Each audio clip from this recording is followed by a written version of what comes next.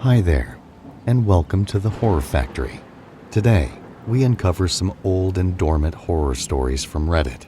These stories specifically come from a subreddit from 12 years ago.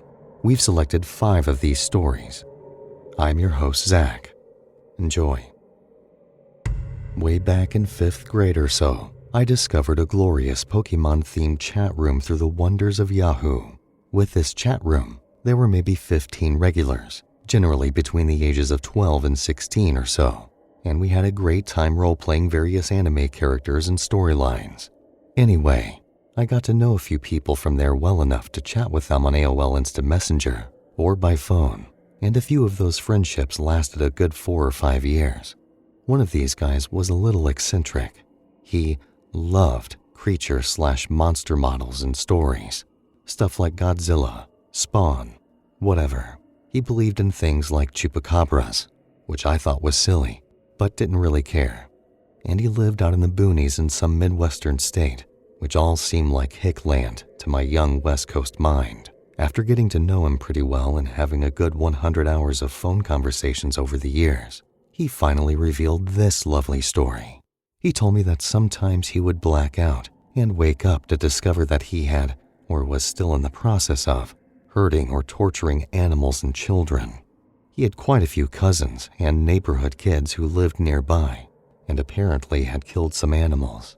When he revealed this to me, I felt sick inside. I love animals, and this information chilled me to the bone. It was really hard for him to tell me this, and he confided that I was one of the only people he had ever been able to tell.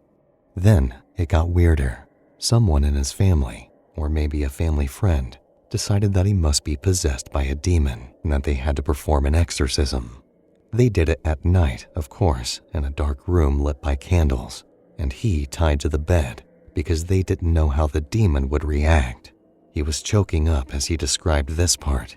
I could hear his voice quivering because he was so emotional and terrified at this part of the story. He described a pretty creepy process, but the worst part was the end. He said they heard something hit the floor under the bed after the demon left his body, and then something scrabbled across the floor and out of the room in the darkness, leaving claw marks in the wood floor. He was totally and completely serious about this, and how it cured him, and he didn't hurt things anymore. I, as any sane person would do, noped right the out of that situation. My grandmother's entire life, she had a recurring nightmare. In this nightmare, she would be walking down a long dark hallway, turn to the left, open a door, and see something terrible.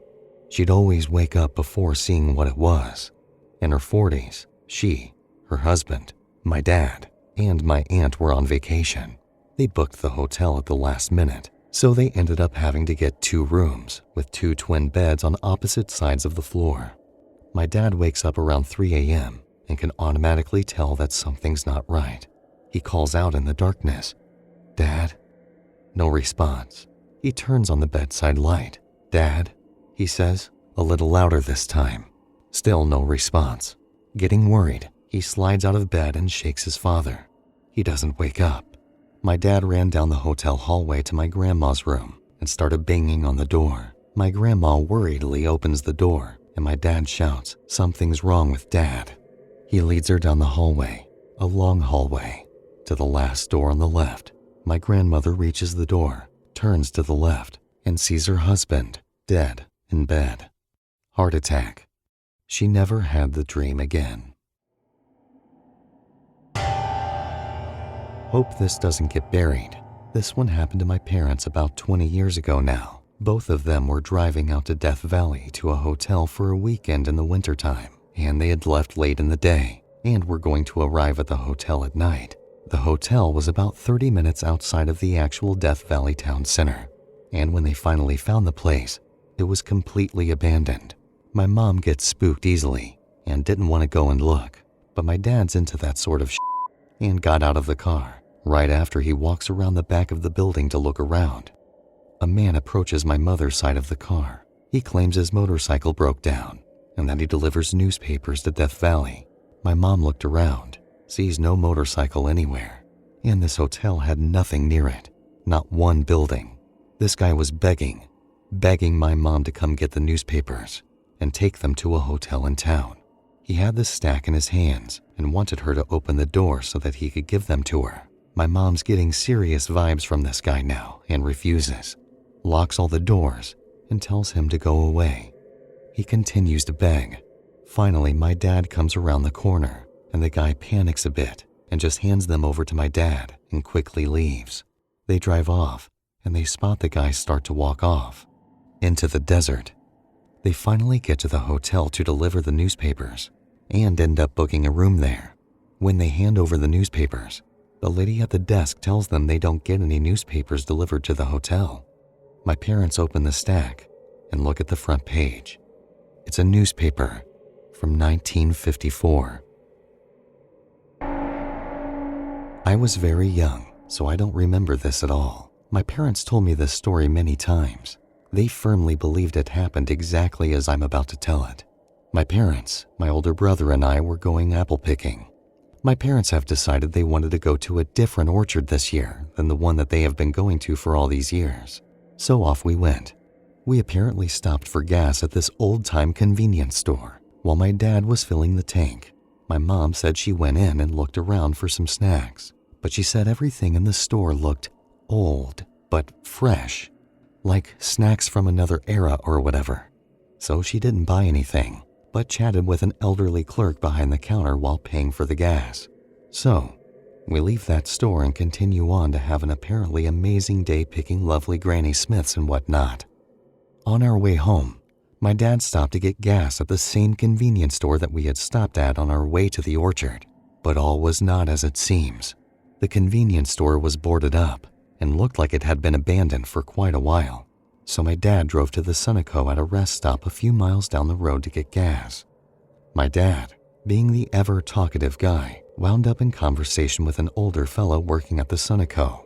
Turns out, that convenience store had been abandoned for over 50 years when the owner, an elderly gentleman perfectly described as the gentleman my mom had chatted with, was shot and killed during a robbery. I'm 22 now, and certainly don't believe the story, but my parents swear by it 100%. They told me they did not say a single word the entire drive home. They were so freaked out. Okay, this is going to get buried, but this is a legit creepy story involving a jar of hearts. My high school teacher told us a story about his friend living in rural Kansas. He, the friend, meets a girl at a Walmart register. They talk and hit it off pretty well. She is a nice religious girl, exactly like the one he wanted to be with. They exchange numbers.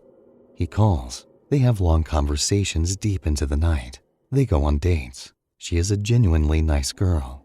She ended every phone conversation with a prayer, "We thank our Father," or something like that. This guy is completely smitten. She finally calls him to come to her house at 7:30 one Saturday night. She tells him to come there at exactly 7:30 and not a minute later. She says that if he is even a minute late, she will break up with him. The guy was a Little League baseball coach and had a game on that day. The game was supposed to end a few hours before that, so he accepted the offer. On the day of the game went into overtime, or whatever you call it in baseball. It went a little longer than expected. The dude, coach, was getting a little nervous, but he still had plenty of time. The game ended a little late, but 3 of the kids' parents hadn't arrived yet, and he had to drop them off home. Panicking, he really doesn't want to miss his chance with this nice girl. He tells them to hop into the car and they speed off. After quickly dropping off the first 2 kids, he decides the 3rd kid's house is too far off, so he leaves them on the road and begs him to go walk home. Yeah, very douche move, I know.